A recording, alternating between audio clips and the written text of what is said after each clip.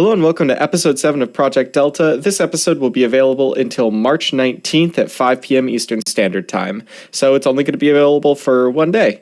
That's also going to be the new format. If you didn't watch the last episode, I am changing the format up a bit to where I'm starting the episode with basically that, and I'm going to be starting the episode by telling you how long it's going to have left in it. That way, if it's not really an episode you're vibing with or interested in, you don't have to sit through the whole thing to wait till when the next one is going to be. I have also been updating the thumbnails, so you should be able to tell by that to make it easier, but I also just don't really want to make it difficult for people to stay up to date with the show, and I feel like keeping the information of how long the episode's going to be around till the very end kind of does that, so that's just how I'm going to be starting it from now on. Anyways, I guess this episode is probably going to be an update to the last episode a little bit.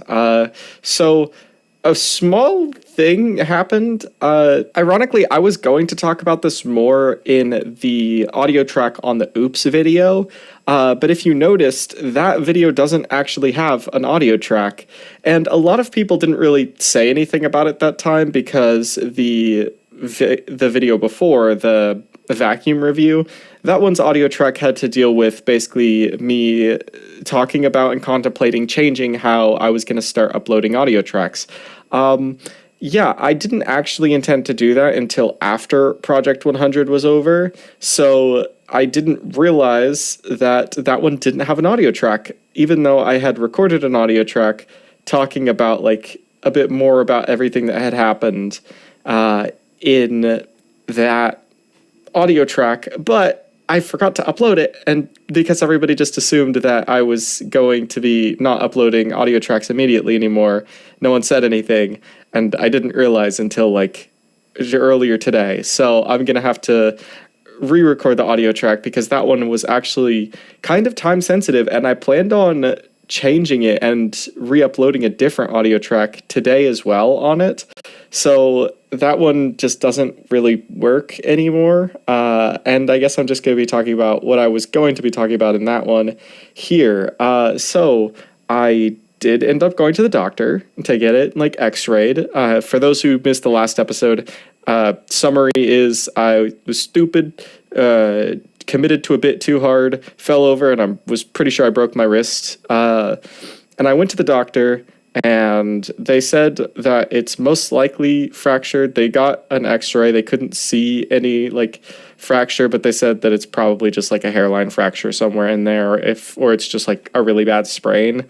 So, you know, basically what I thought would happen. They just gave me a splint and said, yeah, just keep it on until it doesn't hurt anymore. And honestly, it's only been a couple days and it, like, doesn't hurt as bad anymore. It's basically to, like, the point of some of the other break adjacent things that I've had happen.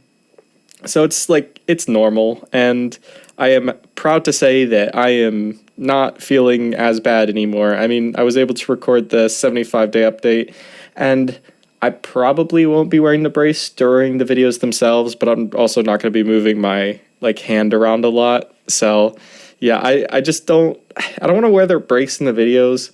Also, partly because my mom still doesn't know. And I have determined that my mom at least does not watch these videos. Like, I don't think she keeps up with this, fortunately. So I can talk about it here and not have to worry about her freaking out about the fact that I might have broken my wrist, because she already worries enough about me. She doesn't need to worry about anything else. But yeah, that's good. No severe breaks or anything. And I actually, like, they said I can move it around and stuff and it should be fine. Just keep the brace on for, like, when I'm sleeping, especially. But, like, to keep my range of movement up, just try and do it a little bit to make sure I actually can still move my wrist eventually. And I can. I'm almost back to the full normal range of movement. It does still hurt a little bit once I get to, like, maybe, like, 90 degrees one direction or the other, like, up or down with the wrist. But, like, you know, back to normal in, like, 3 days isn't, like, that's pretty good. I feel like this was also one of the, like, most preventable injuries I've ever had. I mean, I knew this was going to happen. I can't, like, put into words very much just how much I knew, but, like, I knew that it was going to happen before I even jumped at the wall.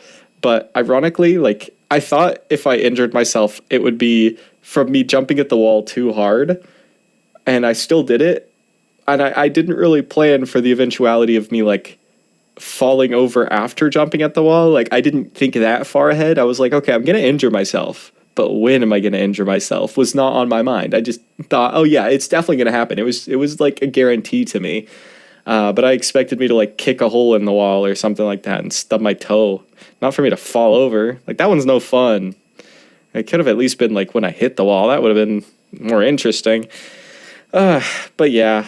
Also, we are on day 75 now. And I mean, this video is only going to be up for one day, so technically it'll be up basically for the same duration that we're on day 75. This challenge has been great so far, honestly. Like, I have just been blown away by everyone. And like, I kind of just also want to thank everyone, especially like the people who watch this video as well. So far, like, I mean, I've seen people referencing this video in like the comments of other videos, or specifically like the last video about me breaking my wrist, because I only mentioned it in this. So seeing people reference it on other videos, it's like, okay, well, I know basically all of them watched this at least, and it's all like y'all are basically my core audience, and I just want to thank y'all, because I mean, it seems like y'all watch basically everything I make at this point, and that honestly blows me away. I mean, I am like, just, it breaks my brain. It breaks my brain. I can't put into words how just incredible thankful I am to like all of you for watching these silly videos. I mean, I don't think I ever expected to actually have like an audience of people who watch the like videos just for me. That breaks my brain every time I think about it. And I do feel like a lot of the videos haven't quite been up to a standard I would have liked. And I hold myself to a very high standard, if I'm being honest. The way I like to look at videos is, if it's not something I feel like I would watch, then I don't think anybody else would watch it. And so that's the standard I hold myself to. And I just haven't really been doing that recently. And I want to make amazing videos for y'all and also for myself. And I just want to let you know that that's going to be the case. Also, sorry that this episode has been so rambly. I promise the next ones will be better and more scripted. But yeah, anyways, that's the end of this one, and I hope you enjoyed. See you next time.